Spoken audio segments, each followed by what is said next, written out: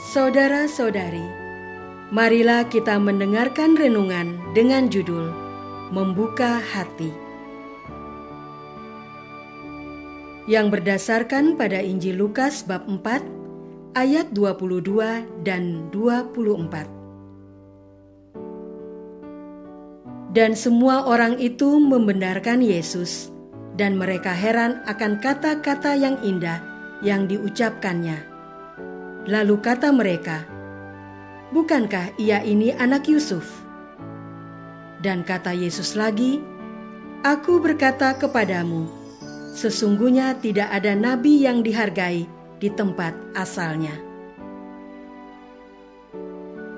Dalam nama Bapa dan Putra dan Roh Kudus.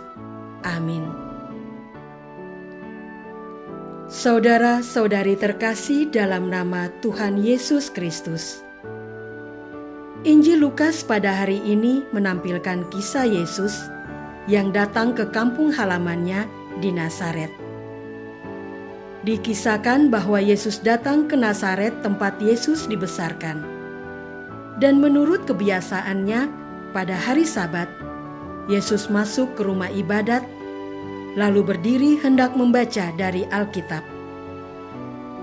Kepada Yesus diberikan kitab Nabi Yesaya, dan setelah dibukanya, Yesus menemukan nas, di mana ada tertulis, "Roh Tuhan ada padaku, oleh sebab itu Dia telah mengurapi aku untuk menyampaikan kabar baik kepada orang-orang miskin.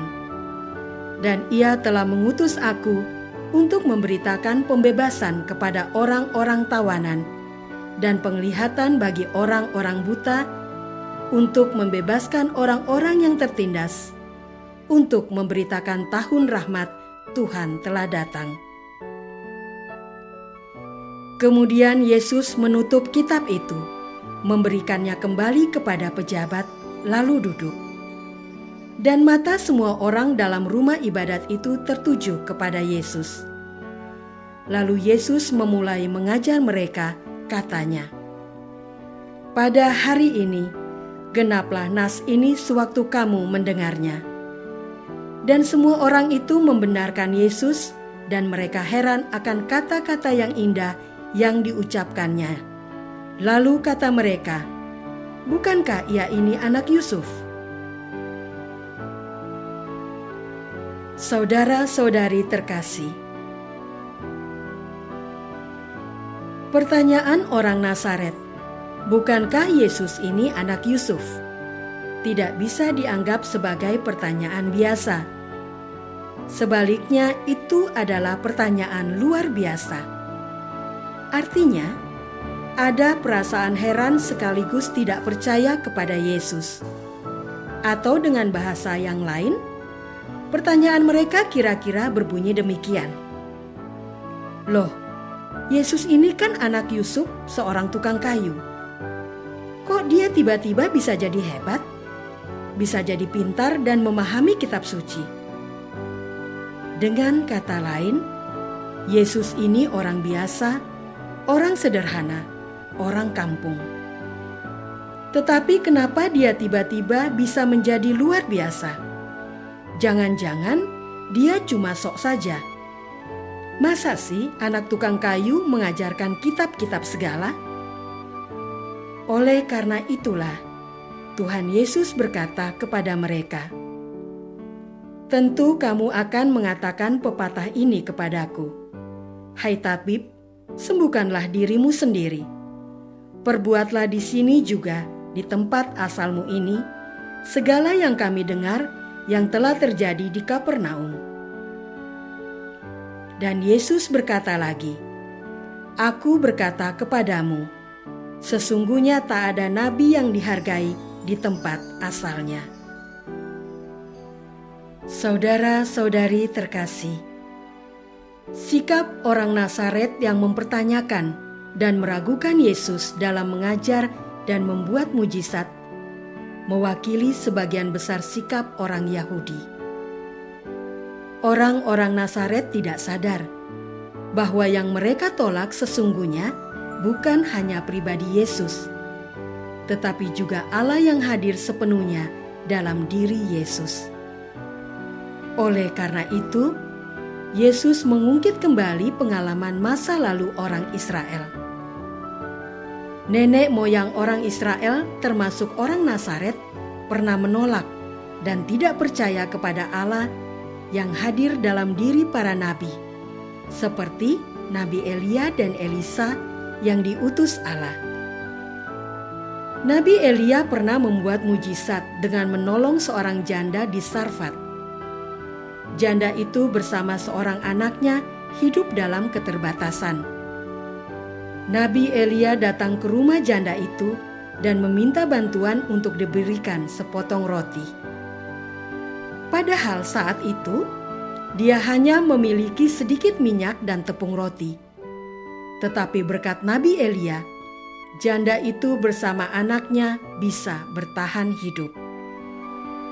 Sedangkan Nabi Elisa menyembuhkan Naaman, seorang panglima perang.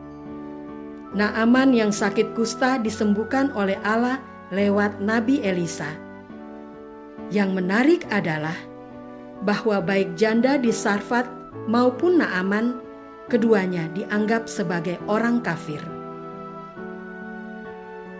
Saudara-saudari terkasih, tindakan Allah yang menolong janda di Sarfat dan menyembuhkan Naaman merupakan sebuah teguran dan tamparan yang keras kepada orang-orang Israel. Sebab orang-orang Israel merasa dirinya sebagai umat pilihan Allah, tetapi mereka menutup pintu hatinya kepada Allah. Akibatnya mereka tidak dapat mengalami kuasa dan kebaikan Allah. Sementara orang-orang non-Israel yang dianggap kafir, jahat dan tidak beriman, seperti janda di Sarfat dan Naaman, justru membuka hatinya sehingga mereka dapat melihat dan mengalami kuasa dan kebaikan Allah. Demikian pula dengan orang-orang Israel pada zaman Yesus. Pada zaman Yesus, banyak orang dari bangsa non-Israel yang mengalami kuasa dan kasih Allah lewat Yesus putranya. Sebab mereka membuka diri dan percaya bahwa Yesus memiliki kuasa Allah yang bisa melakukan apa saja. Sementara sebagian besar orang Israel, termasuk orang Nazaret, malahan menutup diri kepada Allah. Akibatnya, mereka tidak dapat melihat dan mengalami kasih serta kuasa Allah. Hal sama bisa terjadi dengan kita, para pengikut Yesus. Kita bisa mengalami kuasa dan kasih Yesus jikalau kita membuka hati dan percaya sepenuh hati kepada Yesus. Apakah kita sudah membuka hati dan percaya dengan sepenuh hati Yesus adalah Allah yang mampu membuat mujizat? Marilah kita berdoa. Tuhan Yesus Kristus, Engkau adalah Allah yang menjelma menjadi manusia. Akibatnya masih banyak orang yang hanya menganggap Engkau sebagai manusia biasa. Curahkanlah kuasa Roh Kudus-Mu untuk membuka hati kami, sehingga kami dapat melihat Allah dalam diri-Mu. Doa ini kami persembahkan dalam nama Yesus yang kudus, Tuhan dan pengantara kami. Amin.